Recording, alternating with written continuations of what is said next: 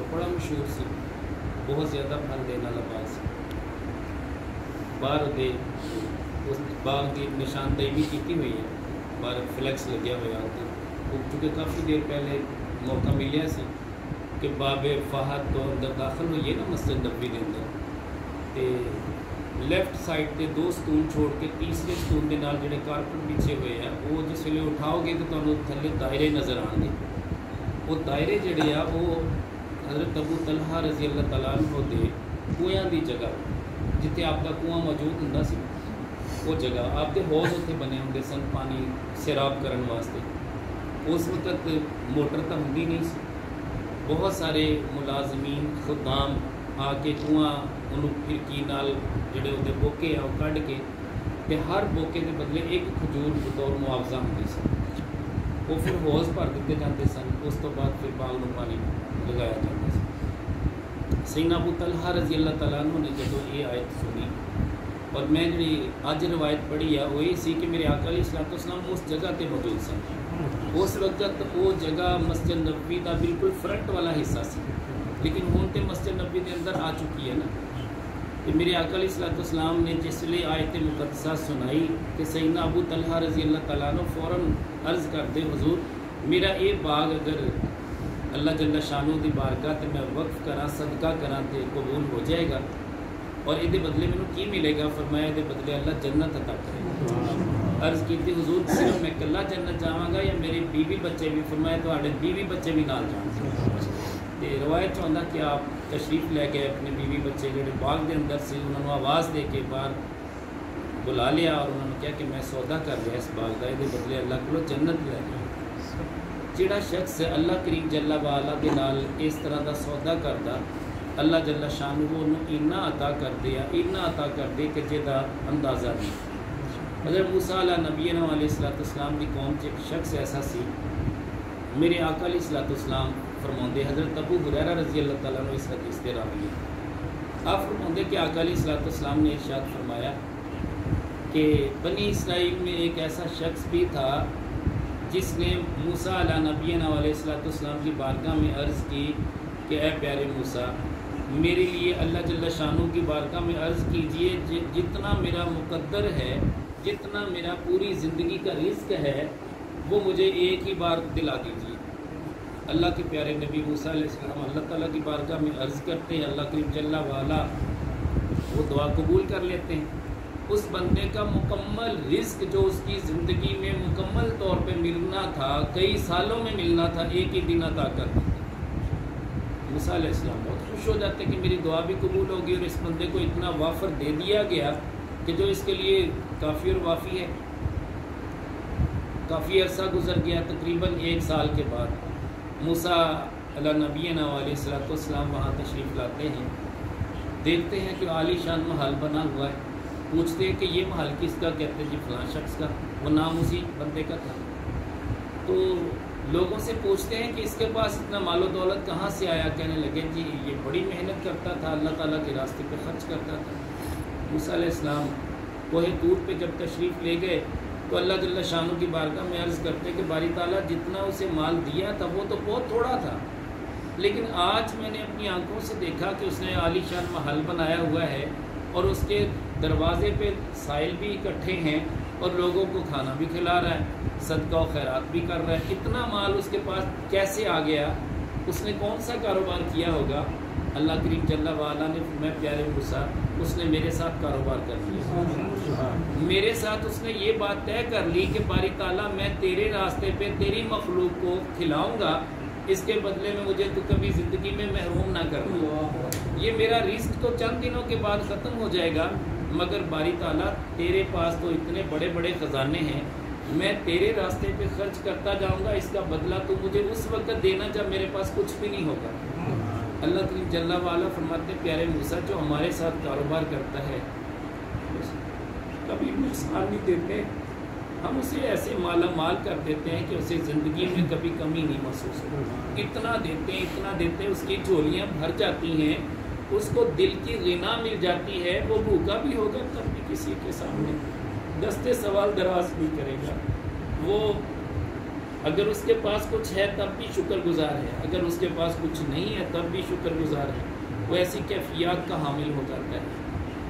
اللہ کریم جل وعلا کے پیارے نبی صلی اللہ علیہ وسلم ارشاد فرماتے ہیں، اے میرے صحابہ، تم اللہ کے راستے پہ خرچ کرنا سیکھ لو، اور اتنا خرچ کرو کہ یہ تمہارا خرچ کیا ہوا جو صدقہ و خیرات ہے، کل اس وقت جب کہ پوری روئے زمین پہ سوائے عرش کے کوئی اور سایہ نہ ہوگا مگر ایک سایہ ہوگا، تو بندے نے جو خرچ کیا ہوگا اللہ کے راستے پہ خلوص نیت سے دیا ہوگا، اللہ کریم جل وعلا اس صدقے سے ایک سائبان بنا دیں گے۔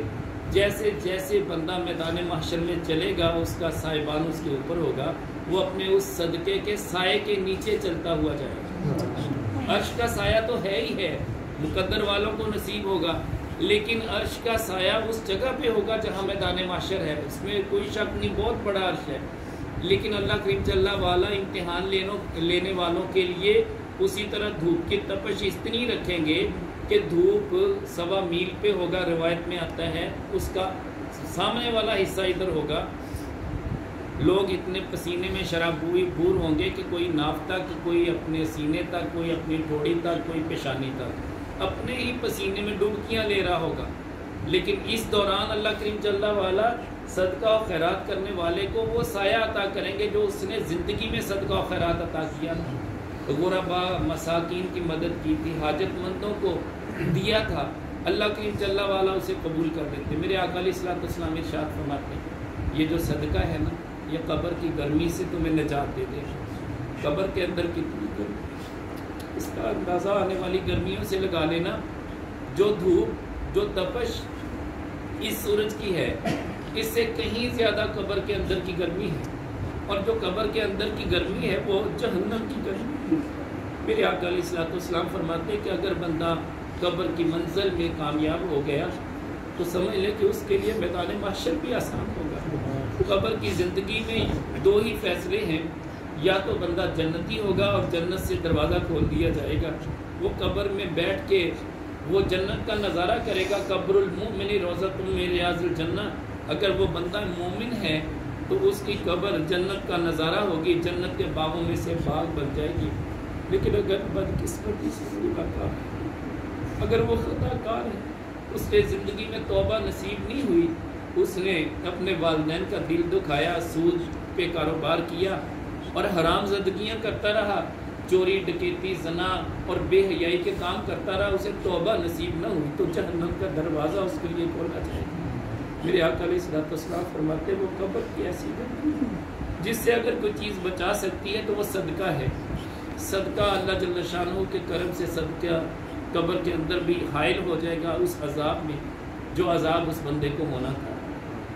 جیسے قرآن کریم کی کچھ صورتیں ہیں جن میں سورہ ملک کا تذکرہ ہے کہ سورہ ملک پڑھنے والے کے لیے سورہ ملک نجات دینے والی بن جائے گی، ڈھال کے طور پہ بن جائے گی، اور روزہ بندے کے لیے قبر میں ڈھال بن جائے گا۔ وہ اس طرح جیسے ڈھال کے ذریعے بندہ تلوار سے اپنا بچاؤ کرتا ہے آنے والے عذابات سے، اللہ کریم جل وعلا اس روزے کو بطور ڈھال بنا دیں گے۔ بندے کے پاس ایک ڈھال پڑی ہوگی، بندہ اس کو اپنے ہاتھ میں لے لے گا، جیسے عذاب آئے گا وہ سامنے کر دے گا، عذاب سے اس بندے کو محفوظ کر دیا جائے گا۔ پھر بندہ پوچھے گا کہ بھائی تعالیٰ یہ کیا تھا، یہ میرے لیے کس لیے ہوا؟ فرمایا تو میرے لیے بھوکا رہتا تھا، میری رضا کے لیے پیاسا رہتا تھا، تو سارا دن بھوک کے باوجود کبھی گلا شکوہ نہیں کرتا تھا، میری رضا پہ راضی رہتا تھا، آج یہ روزہ تیرے لیے ڈھال بنا دیا۔ اللہ کریم جل وعلا نے فرمایا میں ہر چیز کی جزا بندے کو دنیا میں دے دیتا ہوں، مگر روزے کی جزا میں خود دوں گا اور کل قیامت کے دن عطا کروں گا۔ ایک جگہ پہ تو فرمایا کہ روزے کی جزا میں خود ہوں گا، میں ہی اس بندے کو مل جاؤں گا کہ میرا ہر وقت وہ دیدار کرے گا۔ تو روزہ دار کو 2 خوشیاں ہوتی ہیں، ایک خوشی جب اسے افطاری کے وقت ملتی، سارے دن کا وہ پیاسا ہوتا ہے، اسے پیاس کا اس وقت احساس ہوتا ہے کہ جب کوئی پیاسا بندہ جب پیاس کی وجہ سے وہ بے تاب اور بے چین ہوگا اس کی حالت کیسے ہوگی۔ تو اسے تجرباتی طور پہ رمضان المبارک دیا گیا کہ بندہ مومن تجھے پتہ چلے کہ غریب آدمی جب بھوکا ہوتا ہے تو اس کی کیفیت کیا ہوتی ہے، جب پیاسا ہوتا ہے تو اس کی کیفیت کیا ہوتی ہے، تاکہ تجھے خیرات کرنے کا جذبہ مل سکے۔ تاکہ تجھے روزے کی بھوک کی وجہ سے بھوکے رہنے کی پریکٹس ہو جائے، اور پھر تو گناہوں سے ایسا پاک ہو جائے کہ تجھے دسترس بھی ہو، طاقت بھی ہو، اختیار بھی ہو، ٹھنڈا پانی بھی ہو، فریج بھی پڑی ہو، کمرہ بھی بند ہو، کوئی دیکھنے والا بھی نہ ہو، مگر تیرا گمان یہ ہو کہ میرا رب مجھے دیکھ رہا ہے۔ تو جب یہ کیفیت تجھ پہ وارد ہوگی تو پھر تو میرا بندہ ہے، میں تیرا رب ہوں، پھر تیرے اور میرے درمیان کوئی حائل نہیں ہوگا سوائے اس کے کہ تو میرے قرب کی منزلوں کو پالے گا۔ یہ میرا رب کس کے لیے فرماتا ہے؟ اس بندے کے لیے جو اس کی رضا کے لیے روزہ رکھتا ہے، اس کی رضا کے لیے بھوکا رہتا ہے، اس کی رضا کے لیے پیاسا رہتا ہے۔ میرے آقا علیہ الصلوۃ والسلام ارشاد فرماتے ہیں کہ اے ابو ہریرہ، ایک واقعہ ایسا نہ سناؤ کہ جس کی وجہ سے اللہ جل شانہ رزق میں فراوانی کر دیتے ہیں۔ سیدنا ابو ہریرہ رضی اللہ تعالیٰ عنہ عرض کرتے ہیں کہ یا رسول اللہ صلی اللہ علیہ وسلم ہمیں ضرور سنائیے۔ بخاری شریف کے الفاظ ہیں، میرے آقا علیہ الصلوۃ والسلام فرماتے ہیں کہ ایک اللہ کا نیک بندہ تھا، وہ گزر رہا تھا، اچانک بادلوں سے آواز آئی۔ آواز کیا تھی؟ وہ ایسی ندا تھی، رب کائنات کا حکم تھا۔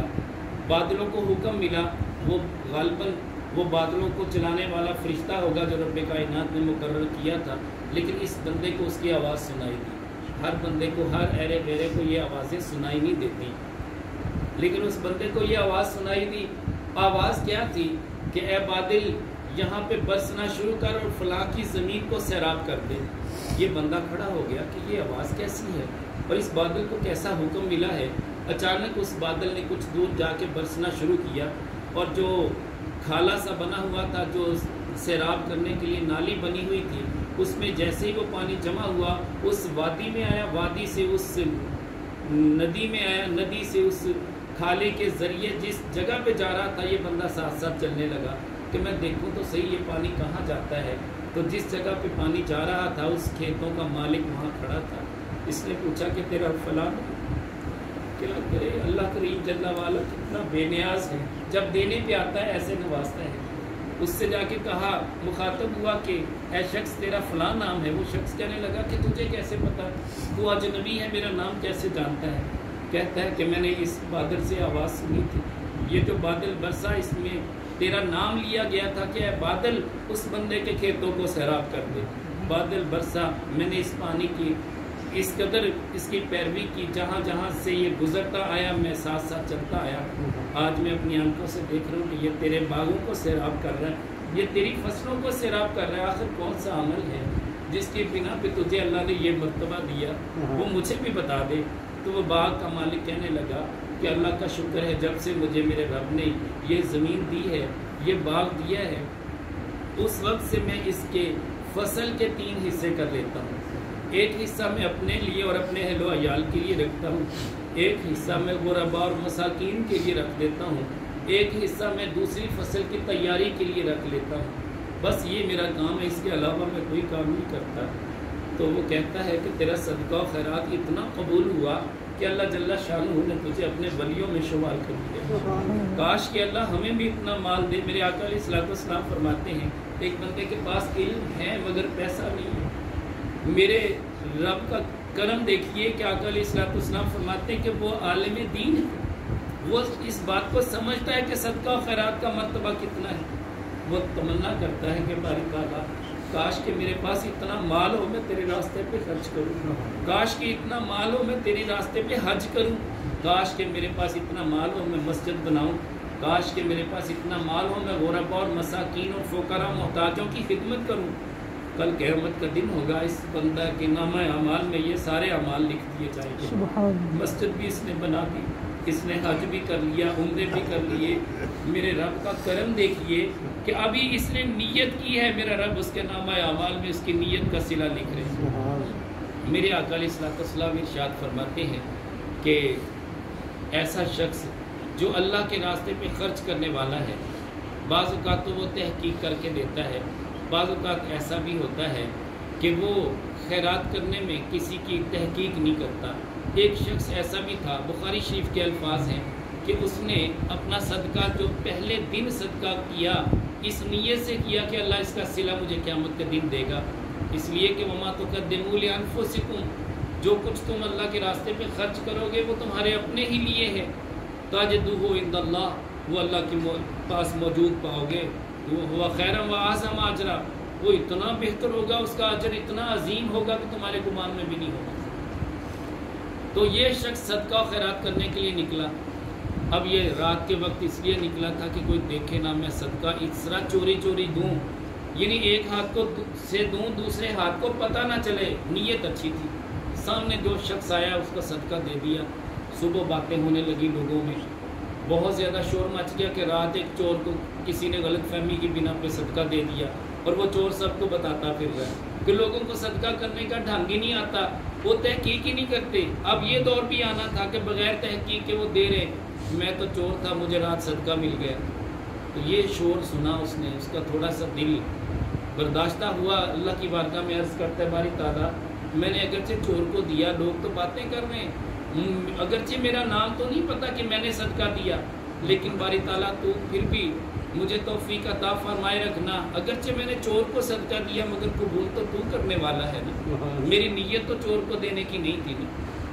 میرے آقا علیہ الصلوۃ والسلام فرماتے ہیں اگلی رات آئی، اس نے کہا کہ میں آج پھر صدقہ کروں، اسے خاتون نظر آئی، اس نے اسے صدقہ دے دیا۔ صبح شور مچ گیا کہ ایک زانیہ کو صدقہ رات کسی نے دیا ہے، اور اتنا شور مچا، لوگ باتیں کرنے لگ گئے کہ یہ صدقہ کیسے قبول ہو سکتا ہے، وہ تو زانیہ تھی، جس نے صدقہ دیا اس کا صدقہ قبول نہیں ہوا۔ وہ شخص پھر سجدے میں پڑ گیا، باری تعالیٰ تو بڑا بے نیاز ہے، قبول تو نے کرنا ہے، میری نیت زانیہ کو صدقہ دینے کی نہیں تھی، میں اس کے ساتھ تعاون نہیں کرنا چاہتا تھا، مگر میرے دل میں یہ خیال آیا کہ جو بھی سب سے پہلے ملے گا اسے دے دوں گا، تو وہ زانیہ عورت تھی، مجھے تو پتہ نہیں۔ تیسرے دن اس نے جو صدقہ دیا وہ ایک غنی شخص تھا، مالدار تھا، پہلے سے اس کے پاس بہت کچھ تھا، اس نے کہا کہ بھائی یہ میں تمہارے لیے لے کے آیا ہوں، یہ قبول کر لیں، تو وہ لے کے چلا جاتا ہے۔ اور صبح پھر چرچا ہوتا ہے کہ یار رات کسی نے بھولے سے صدقہ ایک غنی کو دے دیا۔ میرے آقا علیہ الصلوۃ والسلام ارشاد فرماتے ہیں، آپ فرماتے ہیں کہ اس غنی کے بارے میں بھی تذکرہ ہوتا رہا، مگر اس کا کام وہی تھا کہ شکر ادا کرتا، باری تعالیٰ تو نے مجھے توفیق تو دی ہے نا کہ میں نے تیرے راستے پہ خرچ کیا ہے۔ میرے آقا علیہ الصلوۃ والسلام فرماتے ہیں کہ اس کے یہ سارے صدقے قبول ہو گئے، کیونکہ اس کی نیت اچھی تھی، اور اس نے اللہ رسول کی رضا کے لیے صدقہ و خیرات کیا تھا۔ اور ہوا یہ کہ جب اس نے اللہ کے راستے پہ خرچ کیا، اس چور کو دیا، اس رات اس چور نے چوری نہیں کی، اسے گناہ سے باز رکھا گیا، اس لیے کہ اس کے پاس اتنا تھا کہ اس کی رات اور اس کا اگلا دن آسانی سے گزر سکتا تھا، لہذا اس نے چوری ہی نہیں کی۔ تو ایسی صورت میں اللہ جل شانہ نے اس بندے کو اجر دیا کہ تیرے اس صدقے کی وجہ سے اس نے چوری نہیں کی۔ اور جو زانیہ تھی وہ روزانہ زنا کرتی تھی، اپنے بچوں کے لیے اپنے لیے روزی لے کے آتی تھی، اس رات اس نے کہا کہ مجھے میری رب نے میری روزی دے دی ہے، اب مجھے زنا کرنے کی حاجت کیا ہے۔ وہ اپنے گھر چلی گئی، اپنے بچوں کی روزی کا بندوبست کر کے اللہ کا شکر ادا کر کے کھانا کھلاتی بھی ہے، خود بھی کھاتی ہے۔ میرے آقا علیہ الصلوۃ والسلام فرماتے ہیں کہ اس بندے کا زانیہ کو دینا بھی کام آ گیا کہ اس زانیہ نے اس دن زنا نہیں کیا۔ اسی طرح غنی کو جو دیا اسے عبرت ملی، اس نے بھی اللہ کے راستے پہ خرچ کرنا شروع کر دیا کہ یار یہ غریب ہو کے صدقہ و خیرات کرنے میں بخل نہیں کرتا، ہر بندے کو دیتا جا رہا ہے، یہاں تک کہ مجھ امیر کو بھی اس نے دیا۔ میں کتنا گیا گزرا بندہ ہوں، کیسا غافل ہوں، میرے پاس اتنا مال ہے، میں نے کبھی خرچ ہی نہیں کیا۔ اس دن کے بعد اس نے عہد کر لیا کہ آج کے بعد میں اللہ کے راستے پہ خرچ کروں گا۔ میرے آقا علیہ الصلوۃ والسلام فرماتے ہیں کہ بعض اوقات بندہ غلط جگہ پہ خرچ کر جاتا ہے، لیکن نیت اس کی اچھی ہوتی ہے، اللہ نے اس کی نیت کا صلہ اسے دینا، لہٰذا پریشان ہونے کی حاجت نہیں ہے۔ جب بھی آپ کسی سائل کو دیں، اللہ اور اللہ کے رسول کی رضا مندی کے لیے دیں، تو آپ کا وہ صدقہ و خیرات قبول ہوگا۔ بعض علماء نے فتویٰ لگا دیا کہ یہ جو پیشہ ور بھکاری ہیں، ان کو جب آپ دو گے تو یہ حرام ہے، ناجائز ہے، اس کی توبہ بھی کرنی پڑے گی۔ اس میں کوئی شک نہیں کہ علماء ہمارے سروں کے تاج ہیں، لیکن ہم کیا کریں، ہم حضور غوث پاک رحمۃ اللہ علیہ کے غلام بھی ہیں، اور آقا علیہ الصلوۃ والسلام کے اس فرمان کو بھی اپنے سینے کے ساتھ لگا کے رکھتے ہیں۔ آقا علیہ الصلوۃ والسلام کو حکم ہوا تھا وَأَمَّا السَّائِلَ فَلَا تَنْهَرْ، اے محبوب آپ کے دروازے پہ کوئی سائل آ جائے اسے کبھی نہ جھڑکنا۔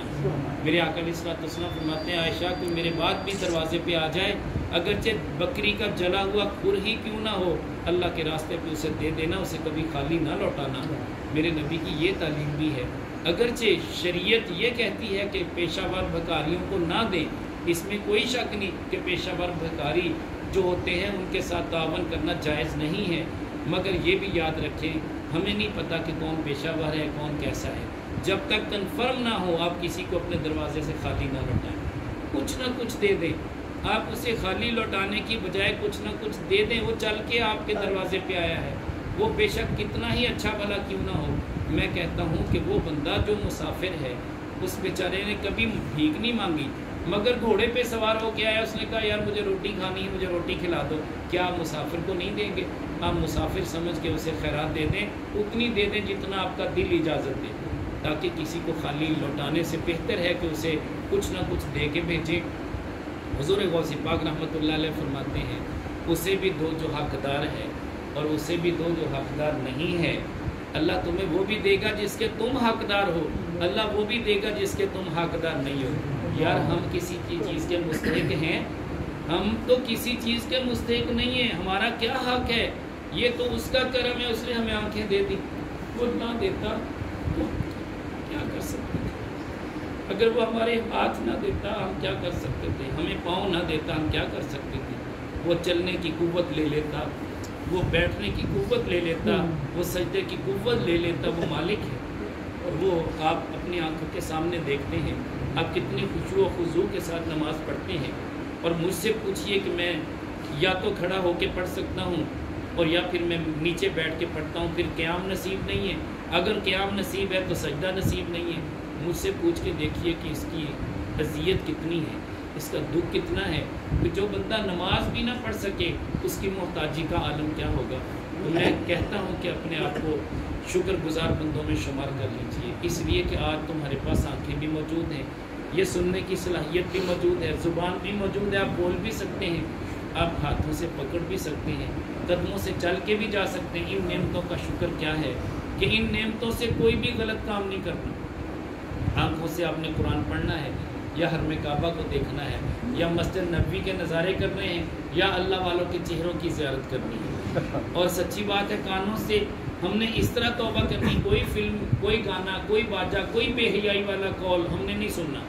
ٹھیک ہے, اپنے کانوں میں ہم نے انگلیاں دے لینی کہ ہم کسی کا ایسا کام کیوں کریں, ہم سنیں کیوں, کسی کی بے حیائی والی باتیں ہم نہیں سنیں گے. ابو مسلم خولانی رحمۃ اللہ علیہ تابعین میں سے ہیں. حضرت امیر معاویہ رضی اللہ تعالیٰ عنہ کا زمانہ بھی پایا, امیر المومنین عمر فاروق رضی اللہ تعالیٰ عنہ کا زمانہ بھی پایا. محتاط اتنے تھے کہ ایک جگہ پہ لوگوں کا اکٹھ دیکھا, دل میں خیال آیا کہ کہیں یہ اللہ کا ذکر کر رہے ہوں گے, میں بھی شامل ہو جاتا. جب وہ وہاں گئے تو اللہ کا ذکر نہیں کر رہے تھے بلکہ وہ اپنے غلاموں کی باتیں کر رہے تھے. ایک نے بات کی میرا غلام بھاگ گیا, دوسرے نے کہا میرا غلام تو بہت اچھا ہے, تیسرا کہنے لگا میں نے اپنے غلام کو فلاں کام پہ لگا دیا. وہ ابھی 2-3 باتیں ہوئیں, ابو مسلم خولانی رحمۃ اللہ علیہ کہتے ہیں استغفر اللہ استغفر اللہ, میں نے تو سوچا تھا کہ تم اللہ کا ذکر کر رہے, تم تو غافل لوگ ہو, میں تمہارے ساتھ کیسے بیٹھ سکتا ہوں. ابو مسلم خولانی رحمۃ اللہ علیہ اس مجلس کو چھوڑ کے نکل گئے. تو لہٰذا بہتر یہ کہ ایسی مجلس ہم نے اٹینڈ ہی نہیں کرنی جہاں پہ بے حیائی کا کام ہو. میں کہتا ہوں سچی بات ہے اس نوجوان کا حال کیا ہوگا. ابھی کل کی بات ہے, میں اس والد کا نام نہیں جانتا, نہ میں اس شخص کو جانتا ہوں, نہ میں اس طرح کے نام پوچھتا ہوں, اس لیے کہ اس کی غیبت کہلائے گی. جنرل طور پہ بات کر رہا ہوں, 16 سالہ نوجوان ہے, انتہائی خوبصورت بھی ہے, اچھا بھی ہے. اس کا والد میرے پاس آیا, کہنے لگا, پہلے اس نے فون پہ بات کی کہ میرا بیٹا ایک ہی بیٹا ہے اور وہ اس قدر اپنی اذیت سے گزر رہا ہے کہ ہم وقت اس کے کپڑے ناپاک ہیں اور خراب ہیں. اس کی حالت یہ ہے کہ اپنے ہی ہاتھ سے اپنی جوانی کو برباد کر رہا ہے. جب اس سے میں کہتا ہوں کہ بیٹا یہ کام نہ کرو, وہ کہتا ہے کہ میں مر تو سکتا ہوں, یہ کام چھوڑ نہیں سکتا. نوجوان ہے لیکن بے حیائی کا وہ کام جو حرام ہے. میرے آقا علیہ الصلوۃ والسلام ارشاد فرماتے ہیں کہ جس نے اپنے ہاتھوں کے ساتھ ہی اپنی جوانی کو ضائع کیا, اللہ کریم جل والا اس کے ہاتھوں کو قیامت کے دن اس طرح کر دیں گے کہ اس سے اولاد جنم ہوگی, ان میں سے اولاد نکلے گی جو اسے اذیت دے گی. تو حضور والا یہ ہاتھ اولاد تو نہیں پیدا کر سکتے نا, لیکن کل قیامت کا دن کتنی بڑی شرمندگی کا سامنا ہوگا جب ان ہاتھوں سے اولاد نکلے گی. وہ مجھے نہیں سمجھ آتا کہ اس سے کیا مراد ہے, یہ اللہ بہتر جانتا ہے یا اللہ کا رسول.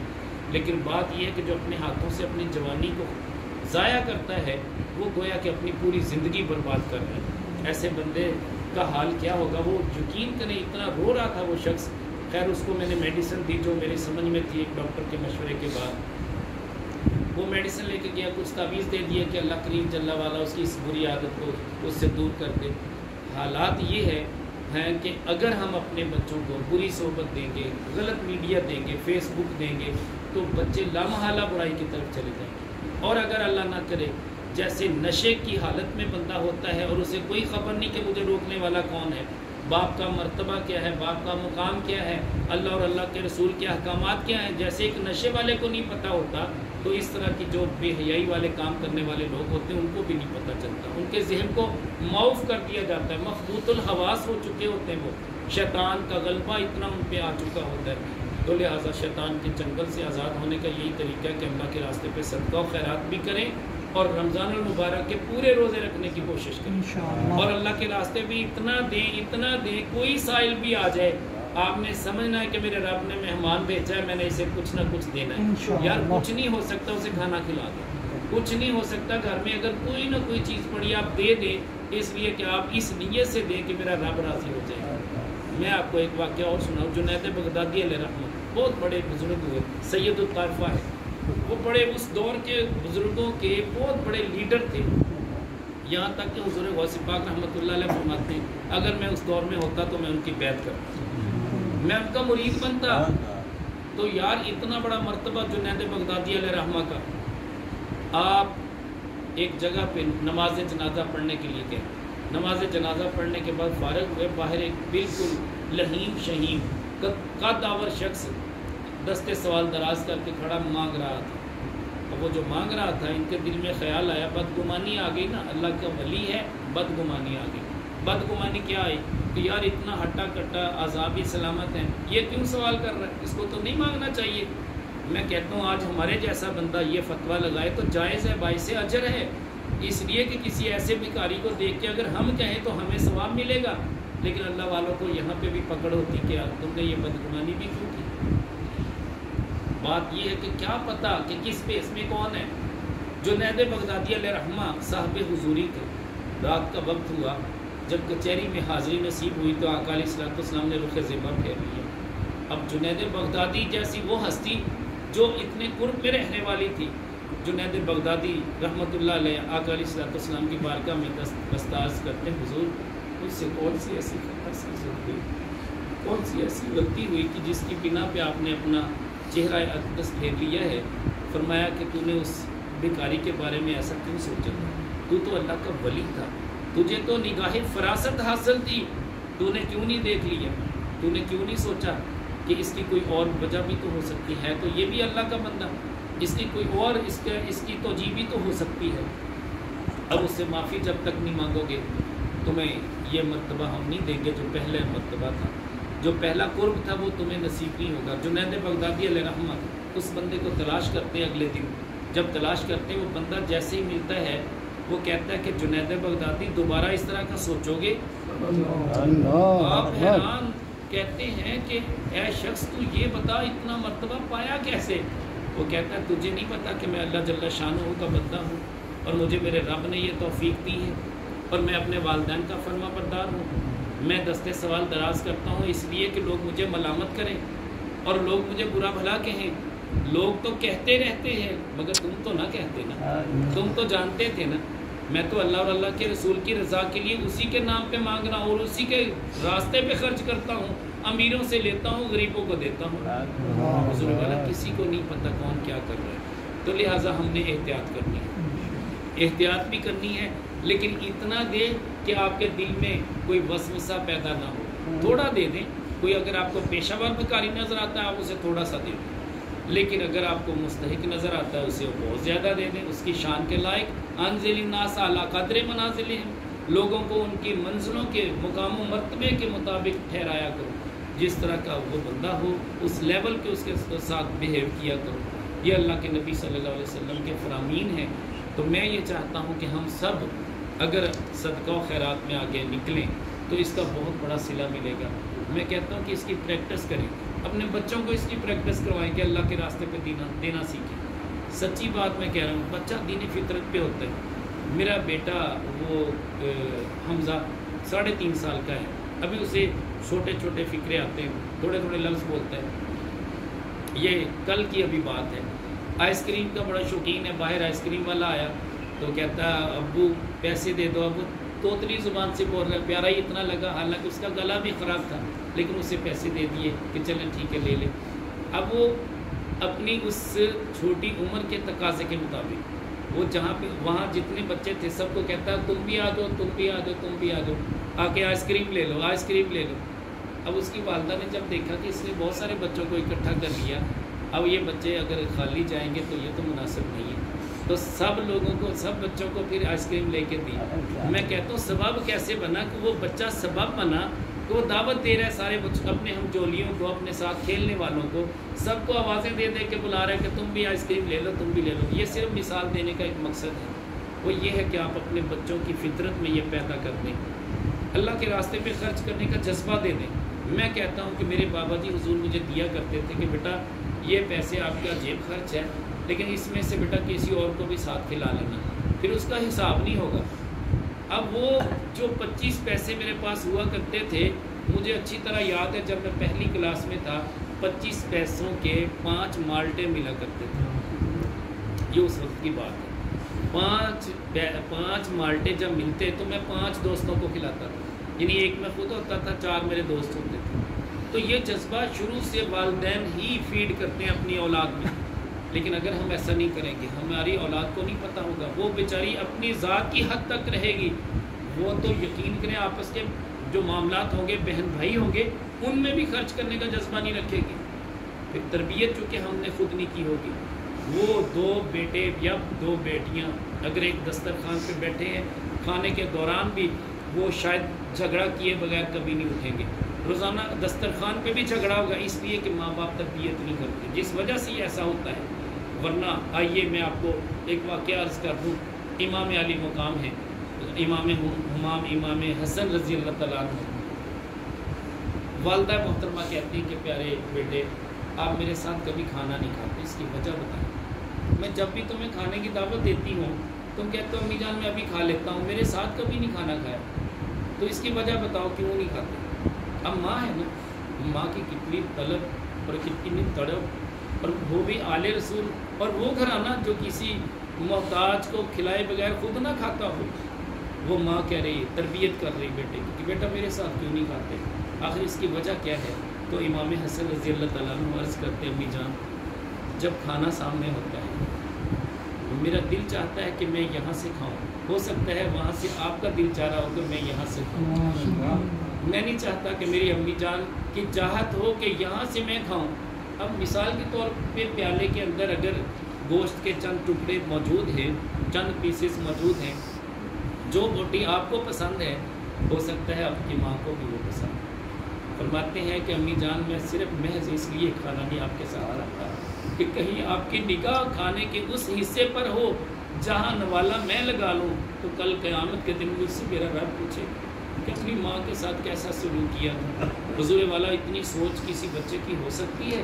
یہ وہی بچے ہو سکتے ہیں جو آل رسول کے ساتھ، جو آل رسول کے گھرانے کے ہوتے ہیں، جو میرے آقا علیہ الصلوۃ والسلام کے نواسے ہوتے ہیں. یہ سوچ انہیں کی ہو سکتی ہے. ہمارے بچوں کو تو اتنا پتہ ہی نہیں ہے کہ ہم نے کرنا کیا ہے. تو حضور والا کوشش کریں کہ اپنے بچوں کی اس حوالے سے بھی تربیت کریں.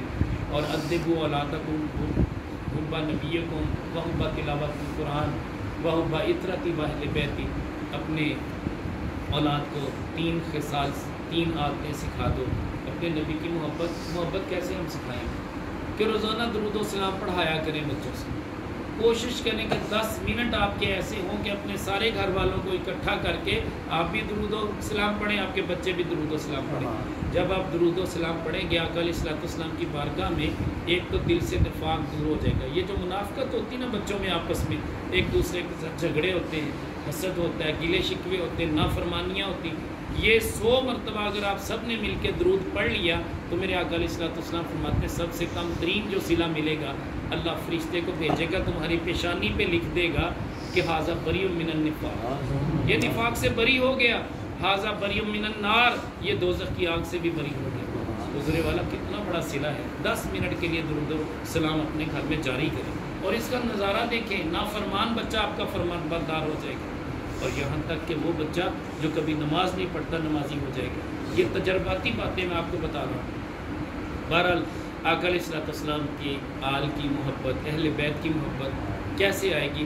جب یہ واقعات آپ اپنی اولاد کو سنائیں گے کہ امام علی مقام کا مقام کیا تھا، ان کا مرتبہ کیا تھا، امام حسین کا مقام مرتبہ کیا تھا، جب ہم یہ بتائیں گے تو ہمارے بچوں کو پتہ چلے گا نا۔ تو اسی طریقے سے قرآن کریم کی محبت، اگر ہم قاری صاحب کے پاس بچے کو نہیں بھیجیں گے تو قرآن پڑھائے گا کون؟ تو کم از کم یا تو ماں اس قابل ہو، باپ اس قابل ہو کہ اپنی گود میں ہی بچے کو قرآن یاد کرا دے، جیسے نظام الدین اولیاء اللہ محبوب الہی نے 17 پارے حفظ کیے تھے۔ حضور غوث پاک رحمۃ اللہ علیہ کے بارے میں بھی روایت آتی کہ 17 پارے آپ نے حفظ کر لیے تھے۔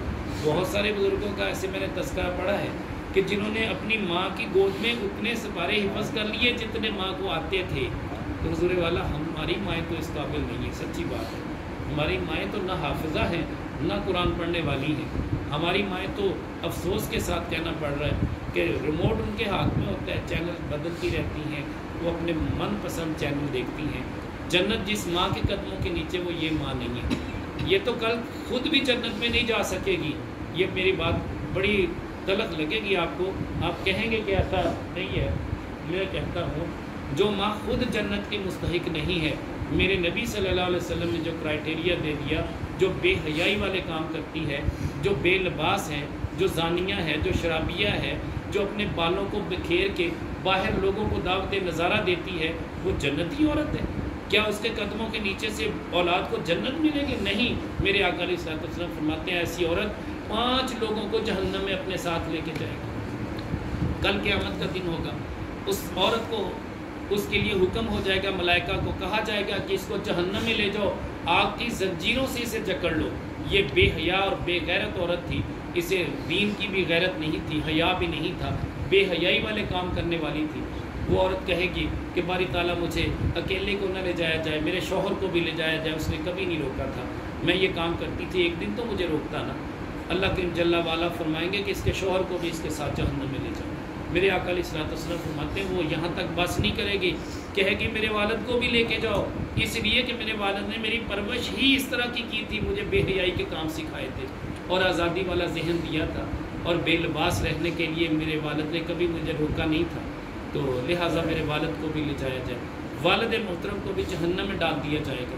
میں کہتا ہوں میرے آقا علیہ الصلوۃ والسلام فرماتے ہیں کہ وہ عورت پھر اپنے بیٹے کے بارے میں تقاضا کرے گی کہ میرے بیٹے نے بھی کبھی مجھے منع نہیں کیا تھا، لہٰذا اسے بھی جہنم میں ڈالو، تو لہٰذا اس کو بھی جہنم میں ڈالا جائے گا۔ روایت میں آتا ہے کہ 5 اشخاص ہیں جن کو یہ ایک عورت جہنم میں لے کے جائے گی، جن میں 3 کا تذکرہ میں نے کیا، تو ایک بھائی کا بھی ذکر ملتا ہے کہ میرا بھائی، اس کو بھی جہنم میں لے کے جاؤ، اس لیے کہ اس نے بھی مجھے کبھی نہیں ٹوکا تھا۔ تو حضور والا اس طرح 5 اشخاص جو ہیں وہ، یعنی اس کے سسر کا بھی ذکر آتا ہے کہ سسر نے بھی روکا نہیں ہوگا، اس کو بھی جہنم، یہ 5 پورے ہو گئے۔ تو کہنے کا مطلب یہ ہے کہ ہم اپنے گھروں میں وہ فضا پیدا کریں جس سے نہ صرف ماں کے قدموں کے نیچے جنت آئے، بلکہ میں کہتا ہوں کہ بچہ بھی جنتی ہو جائے، دنیا میں جنتی ہو جائے۔ میرے آقا علیہ الصلوۃ والسلام تو فرمایا کرتے تھے کہ جس نے جنتی کو دیکھنا ہے اس کو دیکھ لے، اس لیے کہ اس کے اندر 5 باتیں ہیں۔ وہ کون سی؟ کہ ایک تو یہ لا الہ الا اللہ وحدہ لا شریک لہ کا یقین رکھتا ہے، دوسرا یہ نماز کا پابند ہے، تیسرا یہ روزہ رکھتا ہے، چوتھا یہ صدقہ و خیرات کرتا ہے، 5واں یہ اللہ کا ذکر کرتا ہے اور صلہ رحمی کرتا ہے۔ یہ 5 خوبیاں جس میں ہوتی، میرے آقا علیہ الصلوۃ والسلام فرماتے ہیں جس نے دنیا میں چلتا پھرتا جنتی دیکھنا ہے اسے دیکھ۔ حضور والا یہ 5 خوبیاں اپنا لے، اللہ کے ولی بن جاؤ گے۔ میرے آقا علیہ الصلوۃ والسلام فرماتے ہیں کہ صدقہ کرنے والے 3 اشخاص جنت میں جائیں گے، صدقہ و خیرات کرنے والے 3 اشخاص جنت میں جائیں گے۔ صحابہ نے عرض کی حضور وہ کیسے؟ صدقہ تو ایک بندہ کرتا ہے۔ فرمایا جو مالک کی صدقہ ہے، جو اس گھر کا مالک ہے، وہ پیسے کما کے لاتا ہے، اس کی بیوی سے کھانا بناتی ہے، وہ کھانا جب خیرات کرنے کے لیے غلام کو دیا جاتا ہے، غلام لے جا کے باہر مسکین کو دیتا ہے، اللہ کریم جل وعلا اس مالک کے مکان کی بھی بخشش کر دیتا ہے۔ جو اس گھر کا مالک ہے، جو اس کا گھر کا سربراہ ہے، والد ہے ان بچوں کا، اللہ اس کی بھی بخشش کر دیتا ہے، اس کی بیوی کی بھی بخشش کر دیتا ہے۔ اس نے کھانا تیار تو کیا نا، اور اللہ کریم جل وعلا اس خادم کی، جو اس کا غلام تھا، اس کی بھی بخشش کرتا ہے، اس نے اٹھا کے مسکین کو دیا تو ہے۔ حضور والا یہ ذرائع ہے اللہ تعالیٰ نے بخشش کے ذریعے بنائے ہیں۔ تو ان دنوں میں تو ماشاءاللہ رب کی رحمتیں عروج پہ ہیں، اور وہ جو 10 گنا ہے وہ 70 گنا چلا جائے گا، 70 گنا سے لاکھوں گنا زیادہ چلا جائے گا، یہ بڑھاتے جاتے ہیں۔ میرے آقا علیہ الصلوۃ والسلام فرماتے ہیں میرا رب صدقہ و خیرات، آخری بات کر رہا ہوں 3 بج چکے، میرا رب صدقہ و خیرات کی پرورش کرتا ہے جیسے تم اپنے بچھڑے کی پرورش کرتے ہو۔ حدیث پاک ہے، یہ جو بچھڑا ہوتا ہے نا بھینس کا یا وہ گائے کا، اس کو جیسے تم پالتے ہو، چارہ کھلاتے ہو، پانی پلاتے ہو، اس کی جگہ کو چینج کرتے ہو اور اس کے گوبر کو اٹھاتے ہو، اس کی پتہ نہیں کیا کیا اس کی آپ وہ اس کے لیے اس کو نہلاتے بھی ہو، پانی بھی پلاتے ہو، بہت کچھ کرتے ہو، اس کا خیال رکھتے ہو۔ میرے آقا علیہ الصلوۃ والسلام فرماتے ہیں میرا رب بھی اسی طرح تمہاری ایک کھجور جو اللہ کے راستے پہ دی ہوتی نا اس کی پرورش کرتا ہے، اور وہ اتنی بڑھتی جاتی ہے یہاں تک کہ کل قیامت کے دن ایک کھجور تمہیں احد پہاڑ جتنی ملے گی۔ سبحان اللہ۔ میرے آقا علیہ الصلوۃ والسلام فرماتے ہیں کہ میرا امتی جب قبر میں جائے گا اس کے پاس گناہ ہی گناہ ہوں گے، اس کے سر پہ گناہوں کا بوجھ ہوگا اور وہ نیکیاں اس کے پلے نہیں ہوں گی، لیکن میرے آقا علیہ الصلوۃ والسلام فرماتے ہیں میرے امتی کی شان یہ ہوگی وہ قبر میں ہے، جب قبر سے نکلے گا لا ذنوب علیہ، اس پہ کوئی گناہ نہیں ہوگا۔ صحابہ نے اس کی حضور وہ کیسے فرمایا؟ اس کے ماں باپ اس کے لیے توبہ استغفار کر رہے، اس کے لیے صدقہ و خیرات کر رہے، اس کے بہن بھائی کر رہے، اس کے دوست کر رہے، ان سب کے صدقہ و خیرات اور ذکر اذکار کا ایصال ثواب جو اس کو ملے گا اس کے سارے گناہ رب بخش دے گا، اس کے سارے گناہوں کو نیکیوں میں بدل دیا جائے گا۔ حضور والا آپ بڑے خوش نصیب، یہ فیصلے صرف اس امت کے لیے ہیں، کسی اور امت کے لیے نہیں ہے۔ آپ مطالعہ کر کے دیکھ لیں پچھلی امتوں کا، سچی بات ہے۔ میں کہتا ہوں کہ کتنے بڑے بڑے ہم گناہ کر رہے ہیں، کبھی کسی کی پیشانی پہ گناہ لکھا ہوا نظر آیا؟ وہ پہلی امتیں تھیں، گناہ یہاں پہ لکھ دیا جاتا تھا کہ اس نے یہ گناہ کیا ہے، اور یہاں تک کہ اس گناہ کی پاداش میں اسے قتل کیا جاتا تھا۔ لیکن یقین کریں اس امت کے لیے تو پہلی بات ہے کہ یہ بڑے سے بڑا کبیرہ گناہ بھی کر لے، اگر یہ گناہ کو اپنی ذات اور اپنے رب کی حد تک چھپا کے رکھے، میرا رب اسے بھی بخش دے، کسی کو گواہ نہ بنائے۔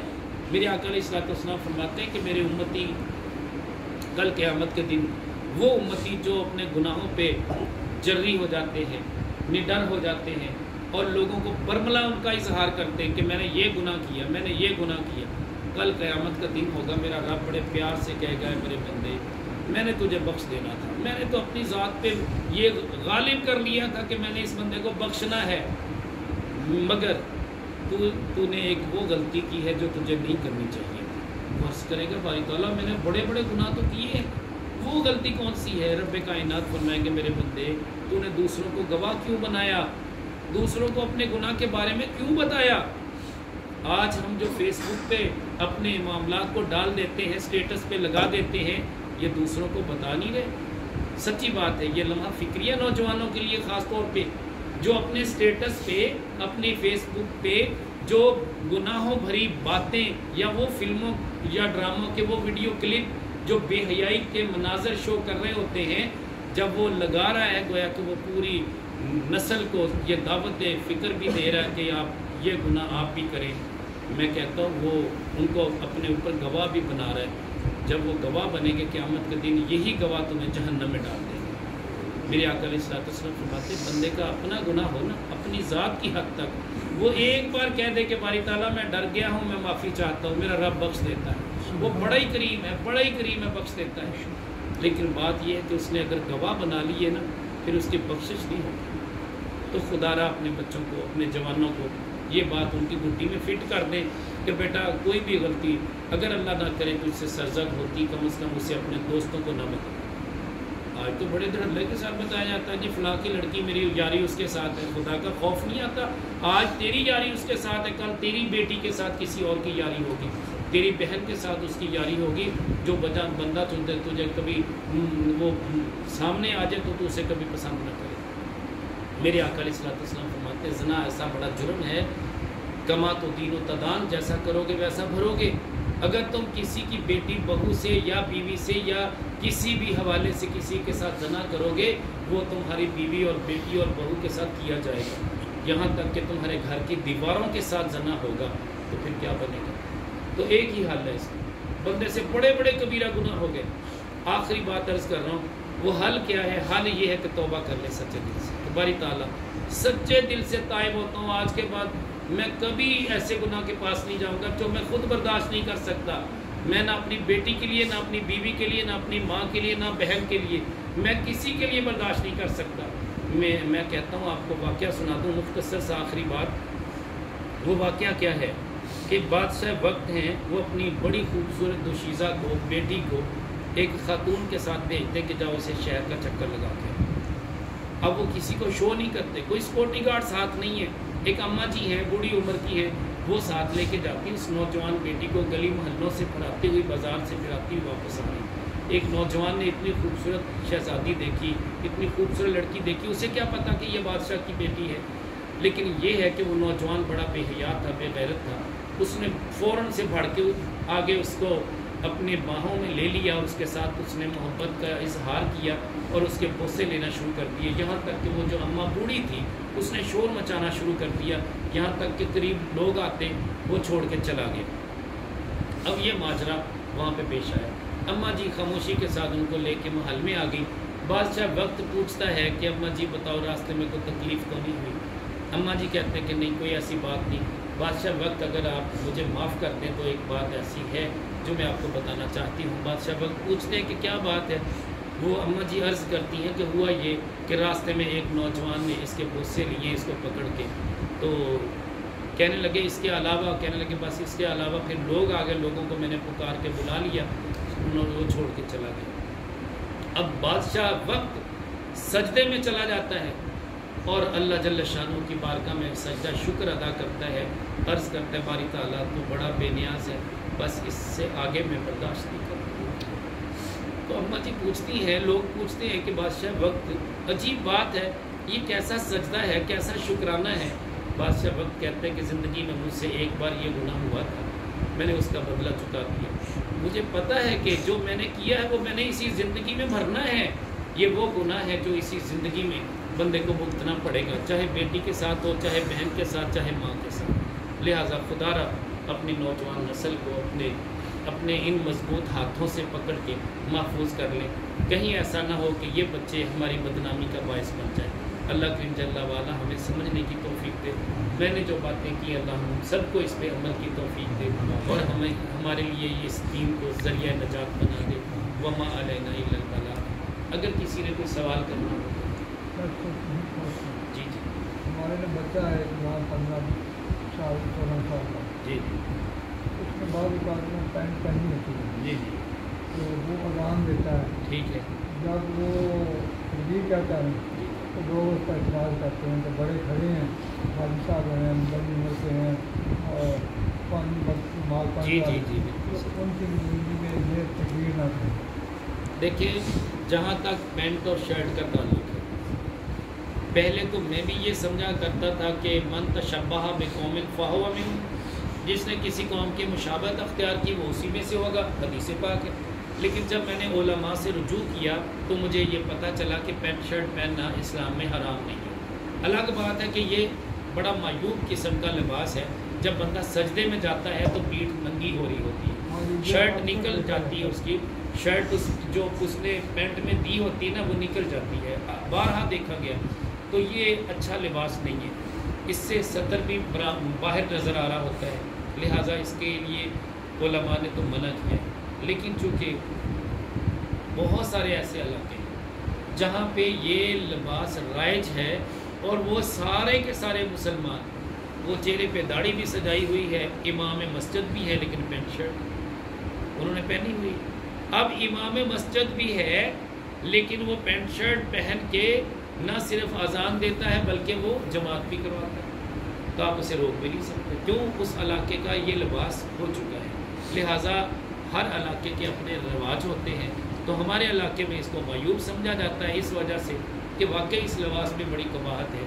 میں نے بعض علاقوں کا رواج دیکھا کہ انہوں نے پینٹیں بڑی کھلی سلوائی ہوتی ہیں، اس سے سطر ننگا نہیں ہوتا، تو میں نے وہ کرد جو ہوتے ہیں میں نے ان کو دیکھا، مدینہ طیبہ میں ان سے ملاقاتیں رہی میری، انہوں نے شلوار پہنی ہوتی ہے اور قمیض اپنا شلوار کے اندر دیا ہوتا ہے، لیکن ان کی شلوار اتنی بڑی ہوتی ہے کہ وہ ان کے سطر کو چھپا لیتی ہے، ادروائز اکیلی شلوار پہن کے بچہ یا نوجوان شخص باہر نکلے تو بڑا معیوب لگے گا، لیکن ان کی شلوار چونکہ پہلے سے بڑی گھیر والی ہوتی ہے، ان کے سطر چھپ جاتے ہیں، وہ محسوس نہیں ہوتا۔ اسی طرح میں نے اکثر لوگوں کو وہاں پہ پینٹ کوٹ پہنتے ہوئے دیکھا، جو پورے کے پورے گروہ ہوتے تھے، ایک ملک کی نمائندگی کرنے والے لوگ۔ تو لہٰذا یہ فتویٰ ایسے لوگوں پہ نہیں لگتا۔ جہاں تک آپ کے سوال کا تعلق ہے، ہمارے ہاں بدگمانی کا شائبہ بہت زیادہ ہے۔ ایسی صورت میں اس بچے کو سمجھایا جائے کہ بیٹا اگر آپ کا شوق ہے تو آپ یہ ہمارا سادہ سا لباس جو مسلمانوں کا لباس ہے، ہمارا قومی لباس ہے، اس کو پہنا کریں، اللہ کے نبی صلی اللہ علیہ وسلم کا لباس ہے۔ میرے آقا علیہ الصلوۃ والسلام کا لباس تو اس سے بھی آگے تھا۔ یہ شلوار آقا علیہ الصلوۃ والسلام نے بہت کم مرتبہ پہنی۔ میرے آقا علیہ الصلوۃ والسلام تہمد، جس کو چادر کہتے ہیں، ہاں جس کو دھوتی بھی کہتے ہیں، یہ باندھا کرتے ہیں۔ لیکن آج کے دور میں ہمارا یہ چونکہ لباس نہیں ہے، یہ بوڑھے بزرگ تو باندھ لیتے ہیں، ہمارے جیسے بندے، ہمارے جیسے بندوں کو ویسے باندھنی نہیں آتی۔ مجھے میرے بابا جی نے کہا بیٹا اللہ کے نبی صلی اللہ علیہ وسلم کی سنت ہے، کبھی باندھا کرو۔ میں نے کہا مجھے باندھنی نہیں آتی، مجھے باندھنی سکھائی، اور ایک دن میں نے دھوتی باندھ لی، لیکن میں کیا کروں کہ مجھ سے سنبھالی نہیں گئی۔ جب میں لیٹا سویا تو جب میں اٹھا تو اس وقت دھوتی موجود نہیں تھی، وہ چادر کی چادر تھی۔ یہ تو میرے اوپر لحاف تھا جس وجہ سے میں ننگا نہیں ہوا۔ لیکن بات یہ ہے کہ یہ ہمارے جیسے بندوں کے بس کا کام نہیں ہے۔ یہ بزرگ لوگ جو آتی ہیں نا وہ پہن لیتے، لیکن میں نے اللہ کے نبی صلی اللہ علیہ وسلم کی سنت کے طور پہ اس کو پہنا۔ تو بات یہ ہے کہ دن کے وقت میں پھر پہن لیتا تھا، جب میں سونے لگتا پھر میں اس لباس کو اتار دیتا، کیونکہ ہوش میں نہیں رہتا تھا، نیند میں بندے کو پتہ ہی نہیں ہوتا کیا ہوتا ہے، مسائل ہوتے ہیں، لہٰذا احتیاط کر لینا بہتر ہے۔ تو اگر کوئی سنت سمجھ کے، میں تو کہتا ہوں کہ سچی بات ہے آج کے دور میں، اگر کوئی سنت سمجھ کے میرے آقا علیہ الصلوۃ والسلام کی سواری ہے دراز گوش، جس کو ہم گدھا کہتے ہیں، کبھی یار سواری کر لیا کرے، نہیں سب کے سامنے کر سکتا، کسی تنہائی میں جا کے گدھے پہ سواری کر دے، اور کوئی نہیں۔ تو میں کہتا ہوں یہ وہ لوگ ہیں جو سواری کرنے پہ آتے ہیں، نبی کی سنت سمجھ کے تو نہیں کریں گے، لیکن جب یہ جھیل سیف الملوک پہ جائیں گے نا، وہاں مرد ہوں یا عورت، لڑکیاں ہوں یا لڑکے، وہ سبھی گدھوں کے اوپر بیٹھ کے فوٹو بنواتے ہیں۔ تو یار یہ میں نے اپنی آنکھوں سے دیکھا، مجھے بھی چونکہ جانے کا موقع ملا۔ کہنے کا مطلب یہ ہے کہ وہاں پہ گدھوں پہ سوار ہونا کوئی توہین نہیں ہے، لیکن یہاں پہ کوئی ہونا پسند نہیں کرے گا کہ اللہ کے نبی کی سنت ادا کر رہا ہوں، وہاں جا کے صرف فوٹو بنانے کے لیے بیٹھ جاتے ہیں یہ لوگ۔ تو بہرحال کہنے کا مطلب یہ ہے کہ ہمیں چاہیے کہ ہم اللہ کے نبی صلی اللہ علیہ وسلم کی ہر سنت کو کسی نہ کسی حوالے سے اپنائیں۔ میرے بابا جی نے تو سچی بات ہے مجھے یہاں تک اجازت دی کہ بیٹا کبھی کبھی رفع دین بھی کر لیا کرو، یہ بھی سنت ہے میرے آقا علیہ الصلوۃ والسلام کی۔ لیکن بات یہ ہے کہ یہاں پہ میں کروں گا تو لوگوں نے کہنا یہ وہابی ہو گیا جی بس، حالانکہ ایسا نہیں ہے۔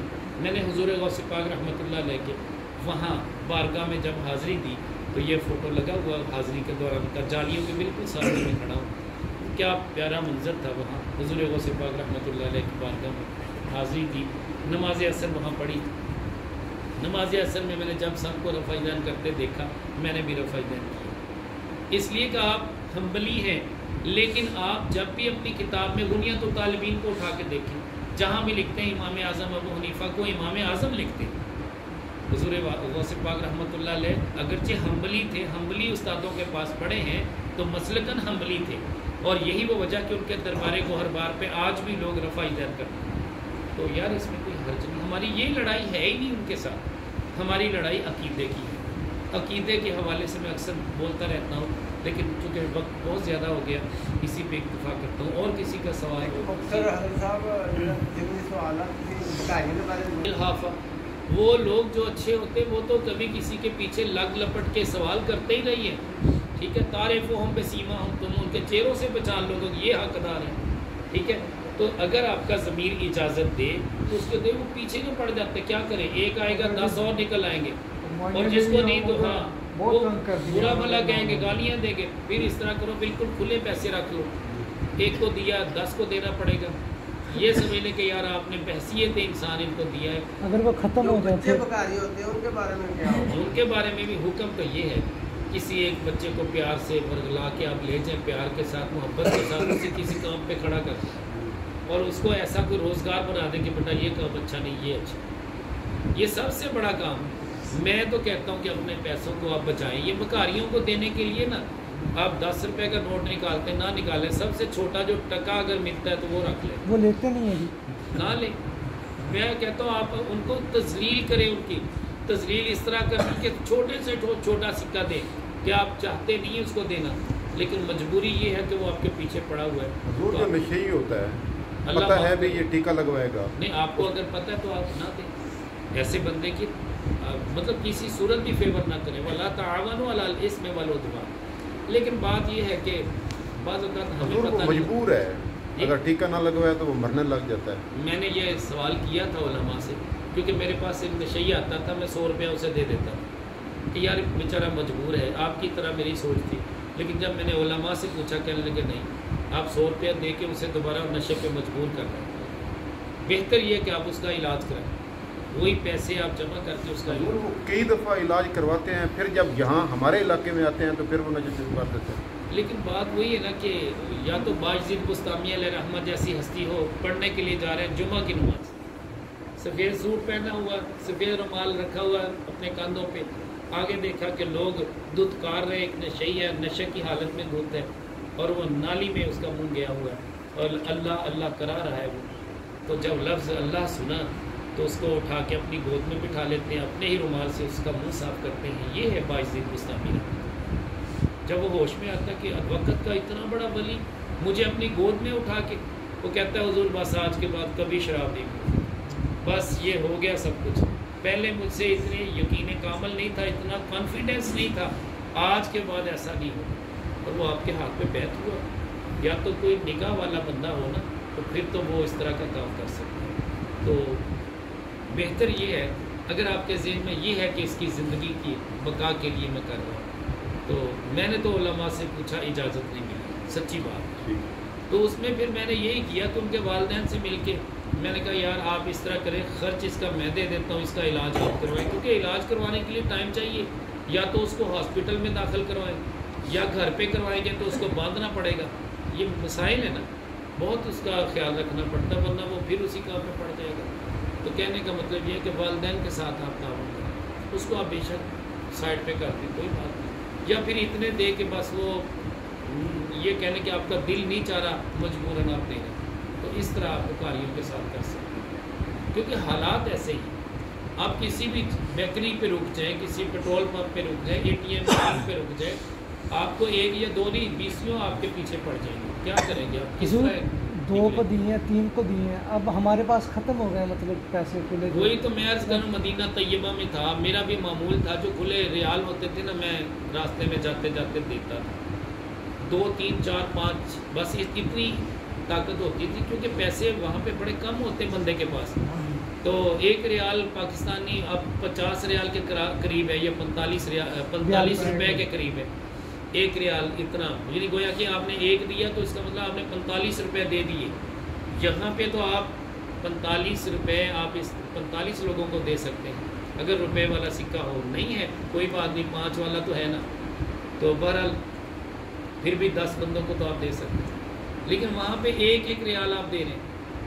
اب جو ریال دے رہے ہیں وہاں پہ ایک بار مجھ سے ایسا بھی ہوا کہ 3 4 خواتین جو میرے پیچھے پڑ گئی، تو میں نے 2 3 ریال تھے ان کو دے دیے، ایک اور خاتون بھاگتی ہوئی آئی، اب میرے پاس کھلے پیسے نہیں، اب اس نے جو مجھے گالیاں دی نا، میں آپ کو سنا نہیں سکتا، بہت کچھ اس نے کہا، مجھے کہنے لگی وہ تمہاری کیا لگتی تھی جن کو پیسے دیے اور مجھے کیوں نہیں دے رہے؟ 1 منٹ بعد ہی وہ حرامی کہنا شروع کر دیا۔ ہاں بہت کچھ۔ پاکستان میں اب حرامی۔ بات یہ ہے کہ وہاں پہ یہ بھکاری جو ہیں، گورنمنٹ نے کئی مرتبہ ان کو پکڑا اور انہوں نے ان کو ڈیپورٹ کیا، واپس بھیج دیا پاکستان، لیکن یہ پھر چلے جاتے ہیں، انہیں پتہ ہے کہ اگر ہم 1 لاکھ روپے کا ویزا لے کے وہاں چلے گئے تو ہم نے 5 لاکھ کما کے آنا ہے وہاں سے، اور یہ اتنا کما کے آتے ہیں۔ بہرحال اللہ معاف فرمائے۔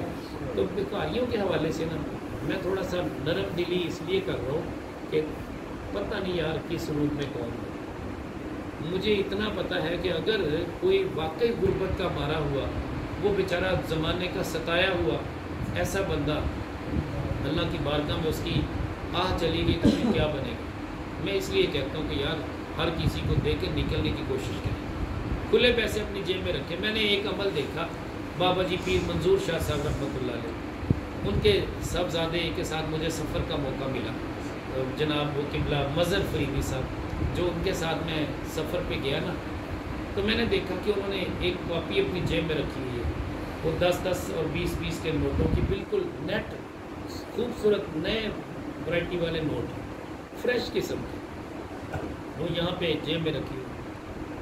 ایک مسجد میں نماز کے لیے ہم رکے تو وہاں پہ کوئی 20 بچے قرآن کریم پڑھ رہے تھے، استاد ان کا ابھی نہیں آیا تھا، تو انہوں نے جیب سے کاپی نکالی، ہر بچے کو 20-20 روپے دے دیے۔ مجھے بڑا اچھا لگا کہ یار یہ تو بڑا زبردست کام، بچوں کو کہنے لگے آپ قرآن کے حافظ بن رہے ہیں، آپ بیٹا قرآن پڑھیں، بڑا اچھا کام کر رہے ہیں، یہ آپ کو ٹافیوں کے پیسے دے رہا ہوں، ٹھیک ہے، آپ میرے لیے دعا کریں۔ اب یہ حافظوں سے دعا کروا رہے ہیں اپنے لیے، حضور بڑا اچھا عمل ہے، اور وہ بچے کتنی دعائیں دیں گے۔ مجھے اچھی طرح یاد ہے جب میں ابھی پہلی کلاس میں ہوا کرتا تھا یا دوسری تیسری میں، ایک ماسٹر بشیر صاحب ہوا کرتے تھے، ہمارے رشتہ دار تھے، 65 چک کے رہنے والے تھے، وہ نا ہمیں 10-10 پیسے دیا کرتے تھے، وہ 10 پیسے دیا کرتے تھے۔ چھٹی کے بعد ہم اس طرح کی عمر کے بچے ہوتے تھے، وہ بلا لیتے کہ بیٹا آ جاؤ، جو ہم ان کے رشتہ دار جو تھے قریبی تھے، وہ ہم سب کو 10-10 پیسے دے دیتے۔ مجھے آج تک نہیں وہ بندہ بھولا، یقین کریں مجھے نہیں پتا کہ اس کی قبر کہاں بنی، اس کے والدین کیا، وہ رشتہ دار دور کے تھے نا، لیکن اس کے 10-10 پیسے مجھے آج بھی یاد ہیں۔ مجھے جب بھی وہ دعا میں یاد آ جاتے ہیں میں ان کے لیے دعا کرتا ہوں کہ یا اللہ وہ میری خدمت کیا کرتا ہے، تیرا بندہ ہے نا۔ بات یہ ہے کہ دینا سیکھیں، بس جب آپ نے دینا سیکھ لیا نا، آپ کی ویلیو اللہ کے ہاں بڑی ہوگی۔ سچی بات، ویلیو بنانے جس بندے نے اللہ کا مقرب بننا ہے نا، اللہ کے راستے پہ دینا شروع کر دیا۔ میں نے تو وہ یہودیوں والا بنی قریظہ والا واقعہ سنایا تھا نا، کہ 9 یہودیوں کو حضرت علی رضی اللہ تعالیٰ عنہ نے قتل کر دیا، گردنیں اڑا دی۔ 10ویں کو جب قتل کرنے لگے، 10 یہودی پکڑے گئے تھے نا بنو قریظہ کے، آقا علیہ الصلوۃ والسلام فرماتے ہیں علی سے چھوڑ دو، کہتے ہیں حضور کس لیے؟ میں ابھی جبریل آئے ہیں، اللہ جل شانہ کا پیغام آیا کہ یہ سخی ہے نا، اس نے سخاوت کی ہے یہودی، اس کی سخاوت کے بدلے اسے میں دین اسلام کی دولت دیتا ہوں۔ میرے رب نے ارادہ کر لیا اب یہ کلمہ پڑھ لے گا، یہ بات سننے کی دیر تھی، اس نے کلمہ پڑھ لیا۔ بات یہ ہے کہ میرا رب بڑا کریم ہے۔ تو سخاوت جو ہے وہ یہودیت میں رہ کے بھی سخی تھے، تو اس وجہ سے ان کو دین کی دولت دے دی گئی۔ اللہ تعالیٰ کبھی کسی کا عمل جو ہے نا اس کا بدلہ اللہ تعالیٰ اس سے محروم نہیں رکھتا، کسی کو بدلہ ضرور دیتا ہے۔ تو یار کسی طرح کے بھی سائل ہونا، میں تو یہ کہتا ہوں کہ یار دے دیا کرو، بس آنکھیں بند کر لیں اس بندوں کو کہ یا اللہ میں نے تو تیرا بندہ سمجھ کے دیا۔ وہ تو میں نے واقعہ تو سنایا کہ زانیہ کو اس نے پیسے دے دیے، چور کو دے دیا، عرض کی باری تعالیٰ میں نے تو تیرا بندہ سمجھ کے دیا تھا۔ یہ حدیث پاک میرے آقا علیہ الصلوۃ والسلام نے فرمایا، بخاری شریف میں موجود ہے۔ تو کہنے کا مطلب یہ کہ اگر وہ بندہ نیت اس کی اچھی تو ہم بھی یہ نیت کر لیں کہ باری تعالیٰ تیرا بندہ تھا، اس نے مانگا، میں انکار نہیں کر پایا، میں صرف تیری رضا کے لیے میں نے دیا۔ اب تو اس کی زندگی بدل دے، چور کو چوری سے روک دیا گیا، زانیہ کو زنا سے روک دیا گیا، اور کیا چاہیے؟